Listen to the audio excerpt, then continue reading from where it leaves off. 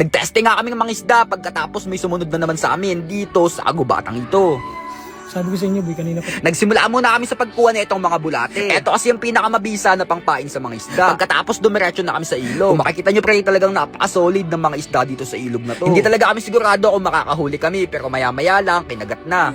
Magkakasunod nga lang halos yung pagpaldo namin sa mga isdang ito. Kung makikita nyo pre, talagang napaka-solid nitong mga nakuha namin. Pagkatapos namin sa pagbingwit, dumiretso na kami sa ilog. Dahil stage 1 pa lang ito, kailangan nakahanda yung mga katawan namin. Bale, eto na uli yung gagamitin namin sa pagsaing. Iba kasi yung lasa ng kanin kapag niluto sa ganito. Di gaya sa kaldero, napakabilis lang maluto dito. Kung makikita nyo pre, talagang napakaganda ng pagkaluto nito. Pagkatapos namin sa kanin, nag-ihaw na kami nitong isda. Pagkatapos, kumain na kami. Kailangan kasi sakto sa oras yung pagkain natin. Para mamaya makapag-isip tayo ng maayos. Napakadami kasi naming adventure mamaya at sigurado, balag-baga na naman to. Pahinga muna tayo pre, madami pa kaming activity mamayang gabi. Kunting pahinga lang yung kailangan namin para sa pansalubong natin sa stage 2.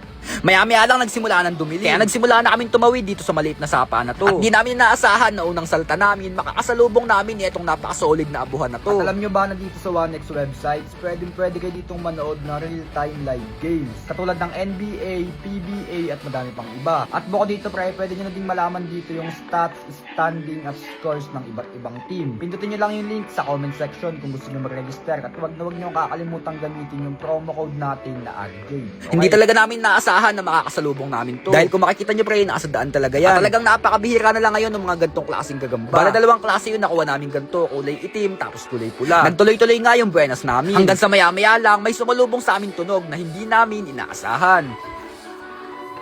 Hindi na bago sa amin yung mga gantong pangyayari. Lalo na at malapit kami sa puno ng balete. Kaya imbis na magpanik, humingi na lang kami ng pahintulot sa kanila. Sorry po, nakikidalam po. Sa paglalakbay namin, may nakasalubong uli kami. Pero sa oras na to, paldo na to. May naka-checkpoint uli kasi sa daan na solid na gagamba. Bale dito na nagsimula yung buenas namin. Magkakasunod lang kasi halos to, tapos yung isa mukha pang gagambang bahay. Kulay gagambang bahay, pero maganda pre. Tagalog to eh. Solid. Nagtanggal na nga kami ng tsinelas para mapabilis yung paglakad namin. Nagtanggal na din kami ng damit para sigurado na hindi kami maligaw. Di na kasi namin kabisado itong kagubatan na ito. Sure ba tayo na pag dumaan tayo dyan, lalabasan natin palisdaan to?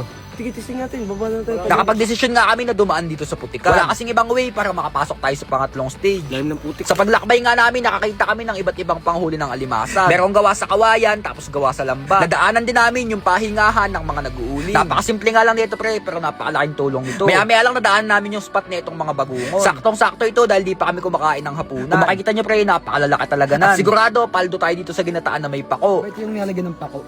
Ngayon na nga lang uli kami makakatikim ng gantong ulam. Napakalayo kasi talaga ng pinagkukuhaan nito. Pati etong alimango na to, napakasarap nito. Alam na alam nyo to, lalong-lalo na yung nakasalamuhan namin kanina. Di kami nakapag-video nung nangyari yun, pero sa totoo lang pre, niligaw kami kanina. Ayoko nang banggitin kung anong nilalang yun, pero maswerte pa din kami dahil nilubayan kami kaagad. Sabi ko sa inyo, boy, kanina pa tayo may naririnig na nasa. Sumusunod pati.